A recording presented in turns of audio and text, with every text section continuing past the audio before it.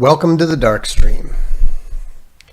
Voxday, voxday.blogspot.com, and of course, unauthorized TV. So first of all, a shout out and congratulations to the inimitable Mark Rondazza, and a congratulations to the 72 Bears who won their first round in court against Patreon. All that work, all those deceptive practices, all that dancing around, and,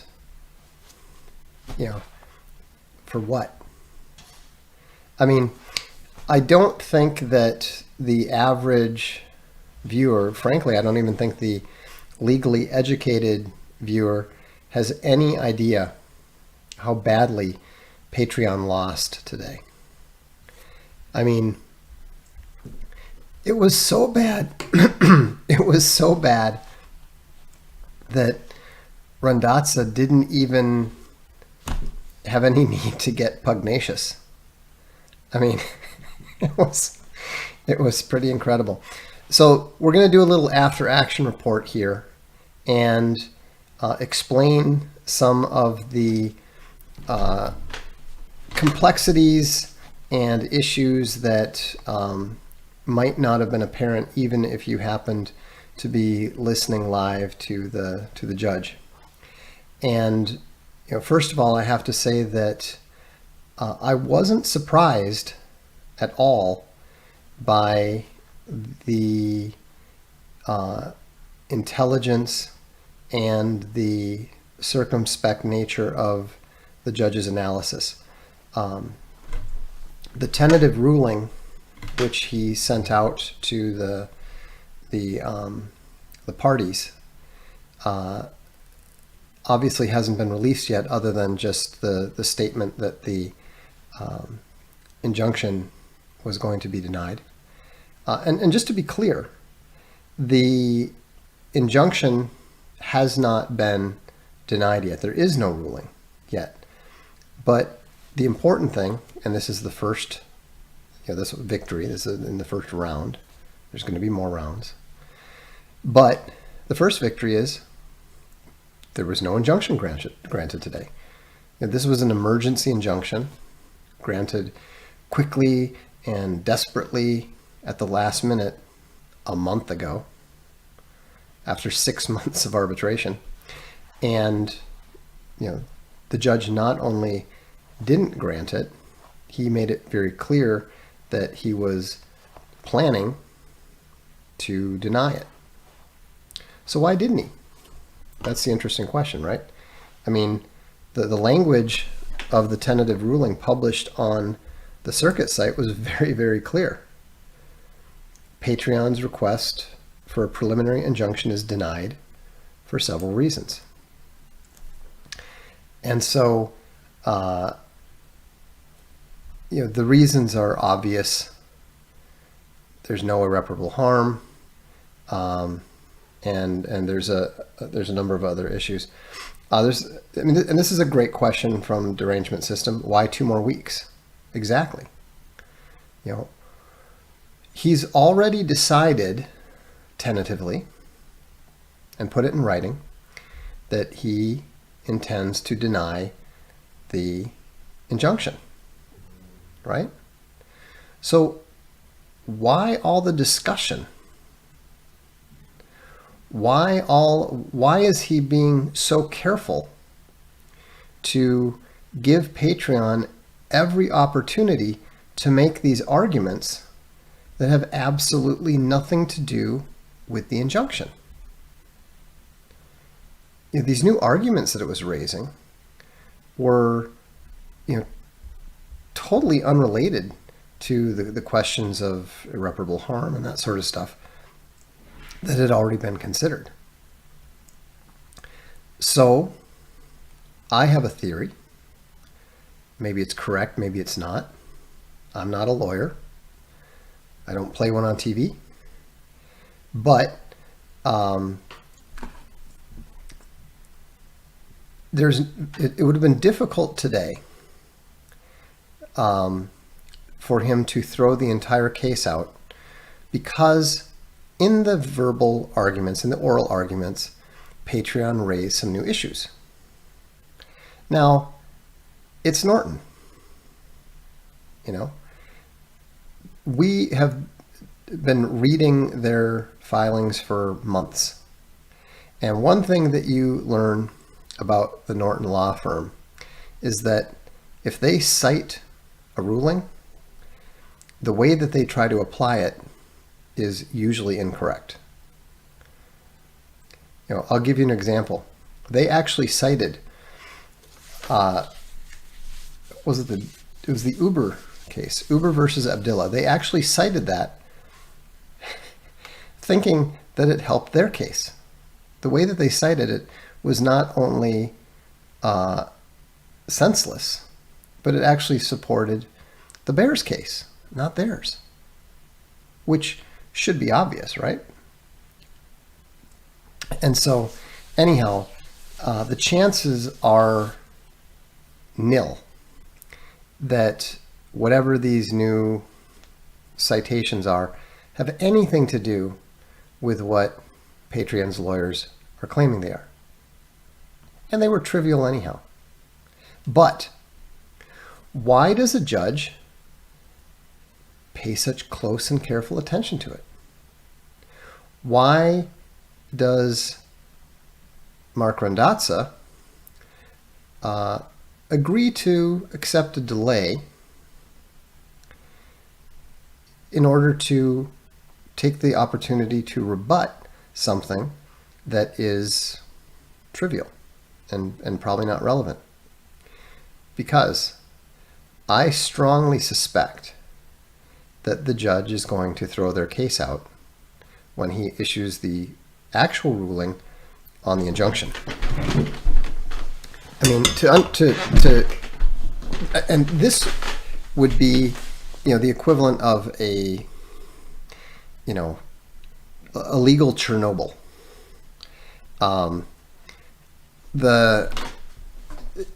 To get your case thrown out before the other side even bothers to put together a motion to dismiss, before the other side even responds, indicates that you just have no case whatsoever. But they don't. And here's why. Now,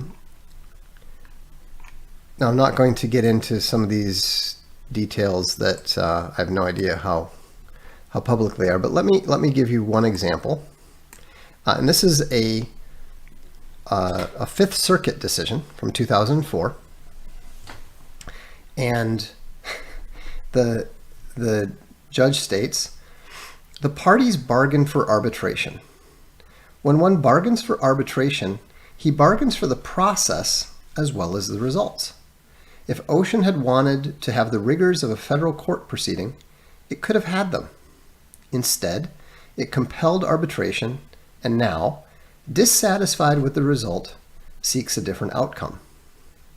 Kyrgyzstan versus Ocean Energy Inc., Fifth Circuit, 2004. That is just one of a number of high-level decisions that make it very clear that once an arbitration begins, that it is first the arbitrator and second the arbitration system that has the right and the responsibility to determine whether and what matters are arbitrable. It's not up to the courts. The courts are not the police. The courts do not get to perform oversight, and the courts especially don't get to jump in the middle of the process and interfere, which is exactly what Patreon is doing. It's what Uber tried. It's what Chipotle tried. It's what DoorDash tried. And in fact, the most interesting thing I think that the judge said is that he pointed out to Patreon's lawyers that this is the same situation as DoorDash.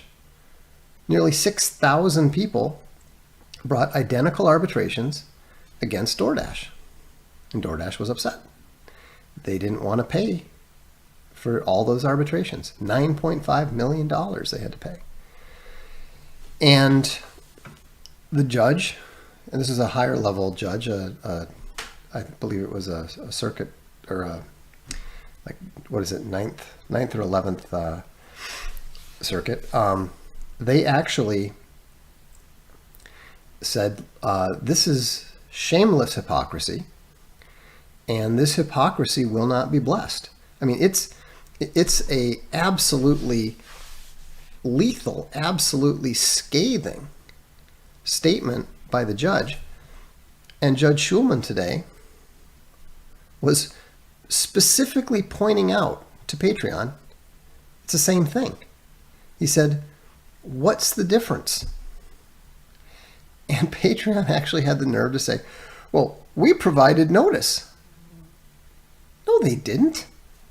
It's right in the filings, for crying out loud. Almost half the people, almost half the 72 bears that they sued, I believe 38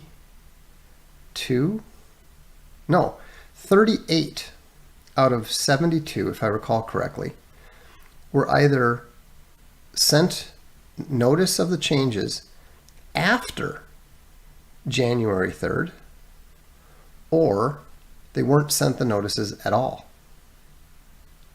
They did not provide notice, Packwave. They don't even claim to have provided notice to everyone until Norton got up and lied about it to the judge.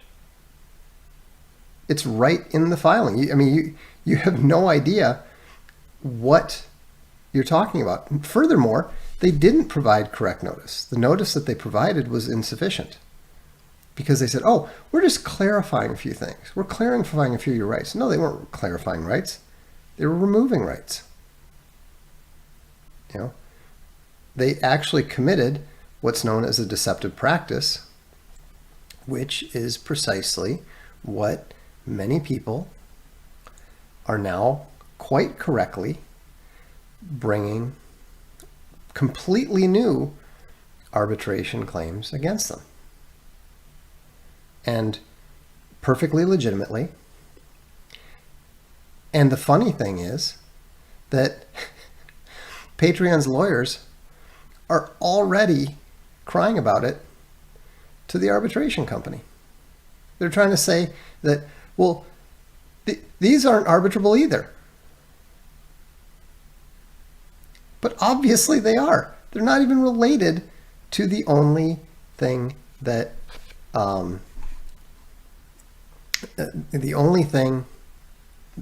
they could even reasonably claim, and they're losing on that.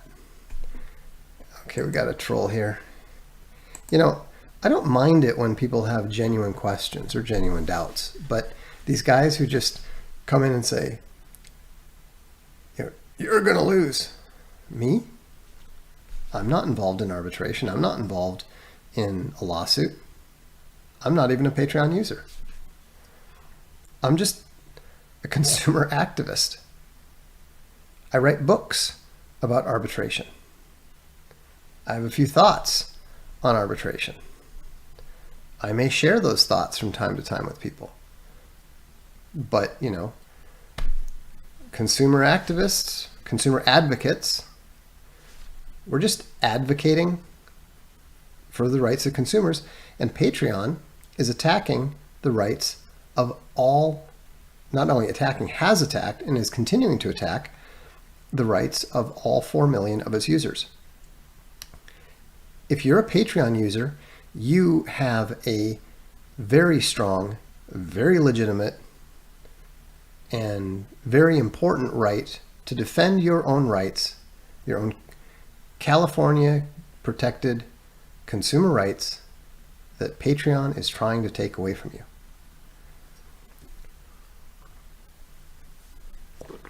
And so I mean, it is kind of funny because I get labeled a activist and so forth, which is kind of funny because I'm not.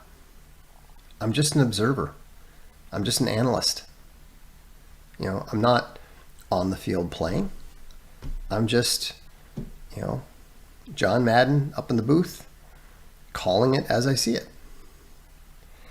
And so derangement syndrome is right. The judge told them they changed the rules mid-game. And,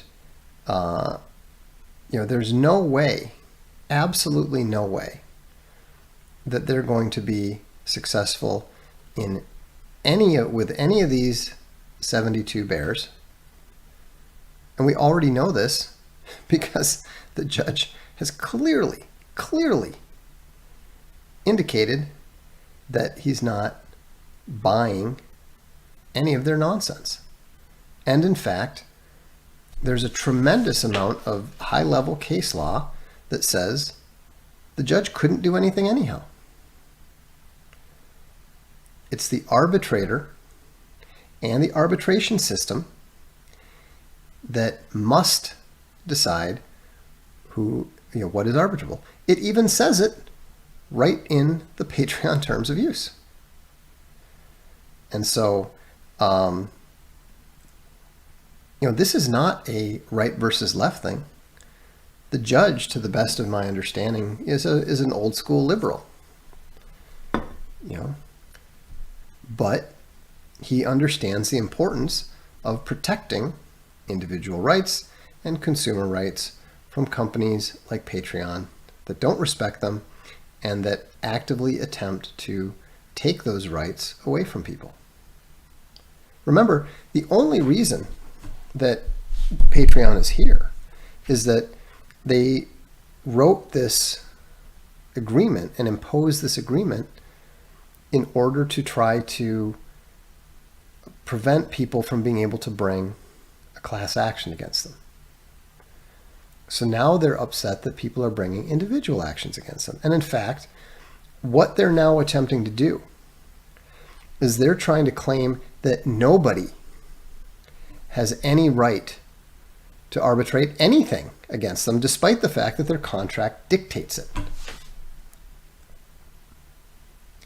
That may sound like an exaggeration, that may sound extreme, but that is exactly the point that they're going to have to argue. Because they're already trying to argue that people who have nothing to do, their claims have nothing to do with anyone else's deplatforming. They're trying to claim that they don't have the right to arbitrate.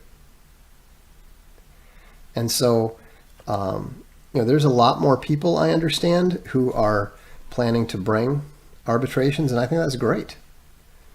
Frankly, I'm amazed that more people don't, because this is a direct attack on every single user's consumer rights. And there's also, no company has the right to engage in deceptive practices. Daniel Pereira says, I don't see how they can argue anything now that they've been observed changing the rules. But that's just it. They claim that everybody agreed that they have the right to change the rules at any time. Will Patreon survive? A couple weeks ago, I would have said yes. But I would say at this point, it's about, given the way that their lawyers are still trying to fight after being told very clearly and repeatedly that their entire legal strategy is wrong, I don't know. I mean, I would say that there's a 1 in 3 chance that they come to their senses in time and and work out a resolution with the Bears and Owen and everybody. But if they get over, I think Foo Bear is probably right. If another 1,000 or 2,000 arbitration claims hit them, they can't survive. And also, they can't survive if anybody decides to push the nuclear button. And that hasn't been done yet. Very few people, I think, understand it or have the capacity to do that, but it would only require one. And so that could happen at any time. Yeah, and I mean, if Sargon were to take a similar approach with his followers, I think that would probably do it. But that's one of the reasons why. I mean, this was something that the Legal Legion was discussing early on. Do we go public with this, or do we just let it take its course? And my philosophy is that if you're not certain which way is the right way, it's better to do whichever gives you more options later. And so, will this court battle help teach other companies similar to Patron to not do what they did? Almost certainly. Almost certainly. Yeah, and that's why it's so unfortunate that people like Sargon and Stefan Molyneux and others who have been deplatformed have just run away and accepted their deplatformings rather than making the rubble bounce. So, could this method be streamlined for killing corporations? Actually, what I anticipate is that if the tech companies don't learn what's going on here, if they don't learn and adjust their thinking relatively quickly, that what you're going to start seeing is you're going to start seeing financed campaigns by Chinese and other competitors. Fubear doesn't understand. I am sure the agenda for the California legislative session will change the laws pretty quick. You have no understanding of what's going on in California. In fact, California just passed a law in October that made the whole arbitration venue that much more dangerous and damaging to these companies, because what they used to do is they used to, in fact, it was funny. First of all, Fred Norton made it very clear that he doesn't understand how the arbitration system works at all. He was talking about how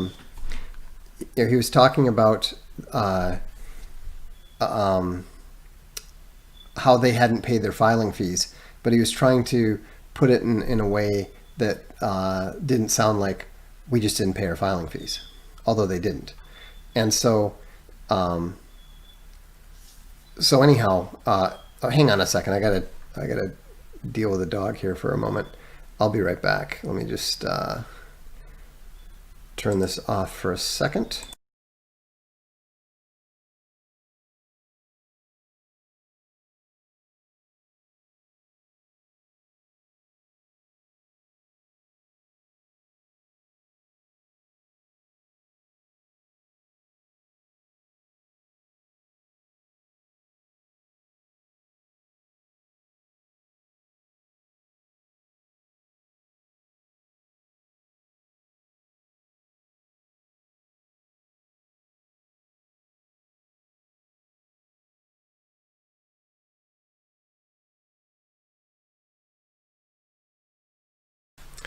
Sorry about that. So, anyhow, yeah. So, I wrote about this in Corporate Cancer, and all I can say is that, if I was a executive of a well-funded Chinese enterprise, like maybe I don't know, Alipay, and I wanted to compete effectively with a competitor like, I don't know, PayPal, then it wouldn't be too difficult to find 10,000, 20,000 people who have an issue with a company and just help them fight. And so it's just going to, they've set up this system in order to avoid class action. They've set up this system that ensures their bankruptcy. And they can cry about it. They can whine about it. They can protest that it's unfair. But this is the system they imposed. And there's nothing that anybody can do about it unless they, number one, change the system, and number two, stop mistreating people. You just can't pull this kind of crap. I mean, with Patreon, it's particularly dumb because what does Patreon do? I mean, Patreon's core purpose is actually quite good. Bring people together. Help fans fund creators. Great. But then you got to leave them alone. You can't police them. And here's the thing, and I've pointed this out several times. For some reason, it's been very difficult for people to understand this, is that Patreon doesn't actually claim the right to police anybody's Twitter or anybody's YouTube or anything else. Okay? They don't even claim that. Their lawyers think they do. Their trust and safety people think they do. Their executives clearly think they do. But they don't. And so that's the issue. And again, this isn't something that I did. This isn't something that Owen did. This isn't something that any of the Bears did. This is something that Patreon did to itself voluntarily. I mean, if to provide an analogy, it's essentially like Patreon's been running a bank, and they handed all their customers loaded guns, and then they started punching them in the face. Actually, better yet, they went to a group of people, gave them all loaded guns, and then had their employees, gang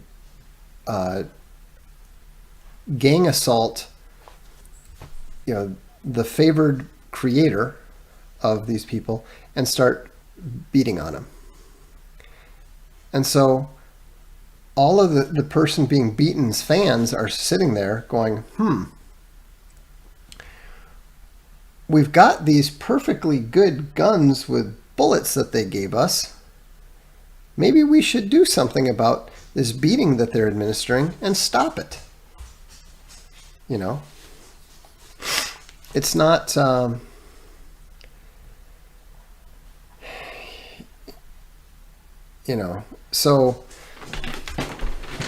I mean, and here's the thing, there's nothing that can stop this except a change of heart on their part. Because it's like a flaw. If you design a plane with a flaw in it, the plane's going to crash. you know, the plane is absolutely going to crash sooner or later. And until you fix the flaw in the wing or whatever, you're always going to be at that risk.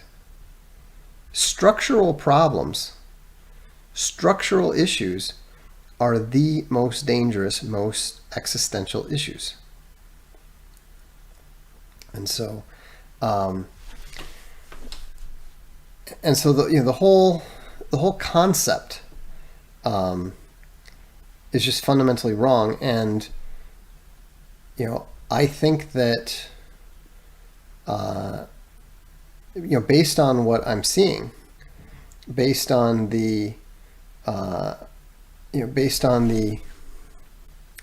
behavior of their lawyers, they still haven't learned a thing. I mean, they got absolutely crushed in court. How badly? We'll find out in 2 weeks or so, 10 days, whatever it is. We don't know exactly. But based on what we're seeing with regards to the case law reference and all that sort of thing, there's absolutely no chance that this is going to end in their favor. And yes, I am speaking a bit more strongly here because now we've seen what the judge does. We've seen how the judge thinks. And, frankly, he's actually pretty impressive. I wasn't that surprised to learn that he'd gone to Princeton back when that really meant something. The guy's obviously smart. And so, like any sufficiently intelligent person, you're not going to get confused by the BS. You're not going to be dazzled by all the, hey, shiny, that's thrown out there. You just look at the actual situation and, apply the relevant case law and written law to it. It's not difficult. But anyhow, that's my, I would say I would give the outcome today a 7 out of 10 rating. I would have liked to, now again, I could be, I'm not a lawyer, and I don't know some of the vagaries of, shall we say, the court etiquette. It drove me crazy when Norton said that the difference between DoorDash and their situation is that they provided plenty of notice and DoorDash didn't. The judge didn't seem to buy that at all. In fact, Norton said, the problem is that they didn't provide notice. People just got in their cars and turned it on and were notified of the change. And the judge said, so how is that different from just going to your computer and turning it on and being notified of the change? So the judge's response was fantastic, but I was wanting to see Randazza point out that there was no sufficient notice. That's ridiculous. But I understand that the judge had also signaled that, or actually come right out and said that he didn't want issues being raised from the filings. And Norton kept raising them, and Randazza, on the other hand, followed the judge's lead. So, so it's going to be interesting to see how this all sorts out. But what's going on right now is this is just beginning, and the 72 bears are able to bring new arbitrations. I believe I know around 20 of them are doing so. I know that there's, I don't know, 100, 150 or so people who are defending their rights that were violated by the deceptive practice involved in the terms of use. And so, you know, there is no way out for Patreon. You know, the bears are not stuck in there with Patreon. Patreon's locked in there with them. And it doesn't matter whether it's court. It doesn't matter if it's arbitration. They're going to get absolutely obliterated either way. So, do you think that top corporate heads of larger companies will start pushing out SJWs in the near future to keep them from totally destroying them all? Eventually, sooner or later. Thermos is one of the 72. Bravo. Patreon had a simple business model, help people support their favorite creators and then take a cut. How does one fuck that up? Well, SJWs can clearly screw anything up. Clearly. So, you know, yeah, this may well turn out to be a go woke, go broke situation. So, yeah,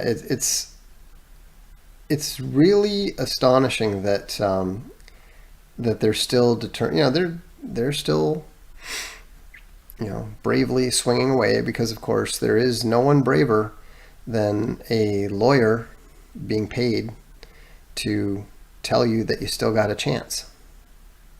But I mean, I frankly don't see it. I genuinely don't see any way out of this for them now. You know, I was pretty certain that their little switcheroo wasn't going to work.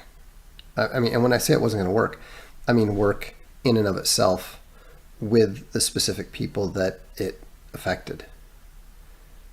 You know, I knew it wasn't going to work strategically because, again, when you've got these structural weaknesses in your legal structure, it's going to collapse sooner or later. Sooner or later, you know, enough people are going to go, hey, what's that? Poke. You know, and so Christopher wants to know, could the 72 bears and BB win enough financial compensation to start Beartaria? Oh, I wouldn't be surprised. You know, I wouldn't be surprised at all.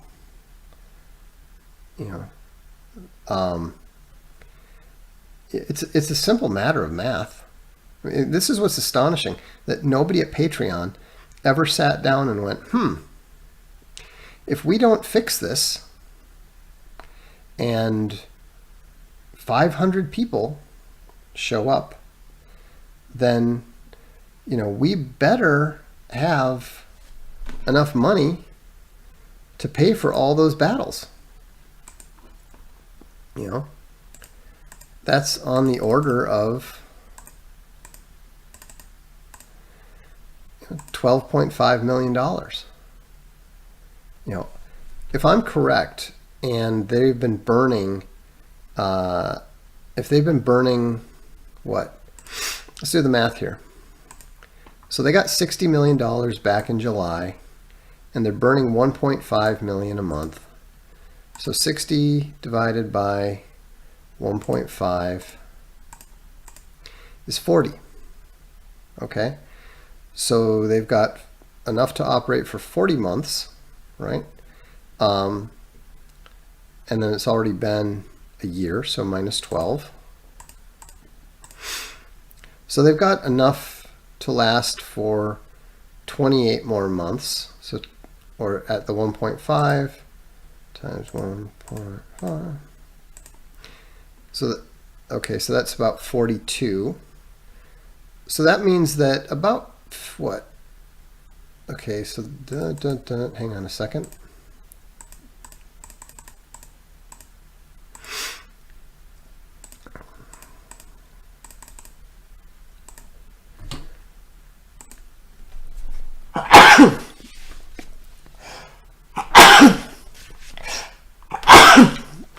I would guess that 1750 people is exactly what it would take.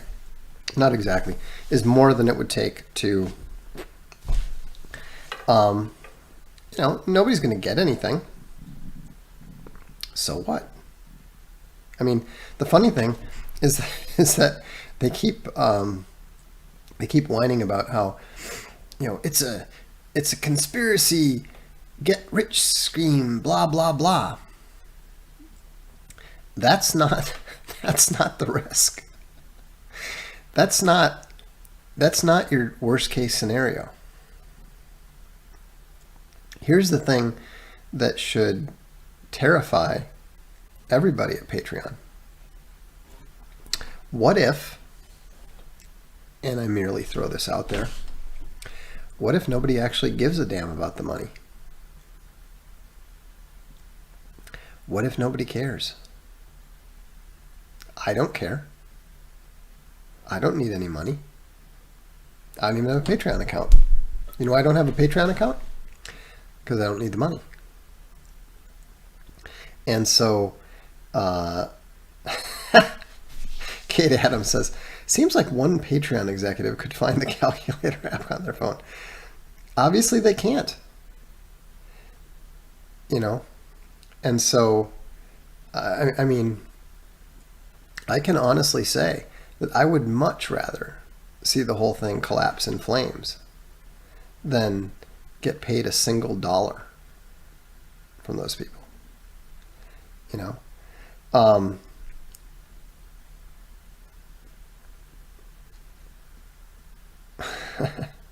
Oh wait, it looks like we have a clever one here. Sorry for sidetracking, but a guy I marked as an alpha is hyper suspicious of people betraying him. Is this normal behavior? I suppose it can be if people have betrayed him. So, anyhow, the thing that is, the thing that is significant here is it underlines the importance, again, of knowing Sun Tzu. Is you need to know your enemy. You need to know yourself, and you need to know your enemy. I just like collecting skulls. It's my hobby. I mean, metaphorical, you understand, metaphorical. And, some people are motivated by, by money. Some people are motivated by fame. Some people are motivated by wanting to attract women. There's all kinds of different motivations. And the one mistake that you can never make is to project your own motivations on someone else.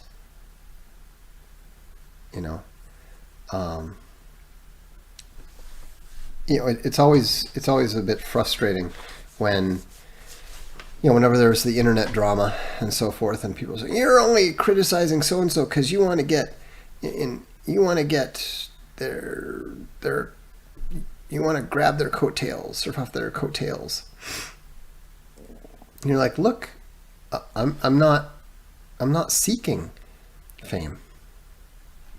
It's always been a little bit bizarre to me because I don't do book tours. I don't do speaking engagements. I don't even talk to the media. And only until very recently have people begun to actually genuinely realize that I'm not interested in fame. That I really don't want lots of attention. I understand how attention can be useful. I got practically dragged into doing video with, by my fans, and I'm glad that they did. It's turned out to be, I have to say, a lot more interesting in some ways than I ever expected. And I do enjoy seeing my ideas spread. I enjoy seeing the ideas spread more than I care about being given credit for them. It's actually quite amusing to me to see something that I first wrote appear in a place like Nature or the New York Times. Never credited, of course, but it's still good. Who cares? The ideas, the ideas percolate out into the mainstream, into the culture, and that's cool. That's good. Tim McClimate says, remember to write your local officials. They have small constituencies and are terrified of losing their small amount of power. Demand they step up for true American values. Letters make a difference. They do, but you know what makes an even bigger difference? Donors.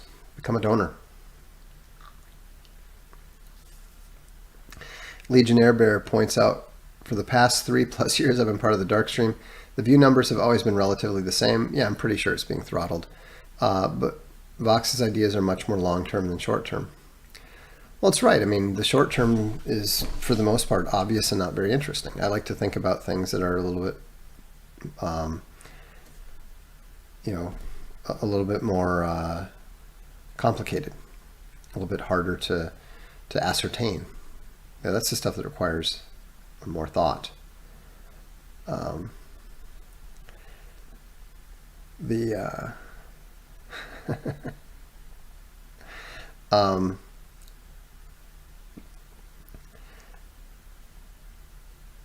Well, it looks like he was just, his message was deleted, but it is true. Conflict is in the air we breathe, and it is the water in which we swim. So learn to love it. Learn to enjoy it. I mean, think about this. Like this, for those of you 72 bears, and those of you who have been following this from the start, there's always, in every conflict, there's ups and there's downs. There's times when you feel confident, and there's times when you might flirt with despair. But tell me honestly, are you having fun yet? Are you enjoying this? Because I know I am. This isn't always what I want to be doing. Frankly, I would rather be focusing more on library. I mean, right now, today, we've been trying to finish off the Divine Comedy. Our production editor is really annoyed with me because I've been busy with this stuff, which he doesn't care about at all. But, it's necessary, and, it's fun. Are you not entertained? And it's difficult. I know. It's difficult when you first feel the eye of Sauron or one of his servitors upon you. But you get used to it. And eventually you get to the point where if you don't feel it, you wonder what you're doing wrong. So anyhow, that's what's going on. I'm glad. Nel mezzo del cammin di nostra vita. No, it's going to be in English. That's kind of the point. It's the Henry Wadsworth Longfellow translation. What type of business would be most helpful to the American people? Probably a security business, armed security business. With respect, thank you for the hours of content, very educational. You're very welcome. So, anyhow, on that note, I wish you all a good evening. If you haven't signed up to join Unauthorized yet, I heavily encourage you to do so. And we'll look forward to seeing you at the next Darkstream. Bears, keep crushing. Randazza team, Legal Legion, congratulations. and we will look forward to seeing you at the next time. I'm Voxday, and this is the Darkstream.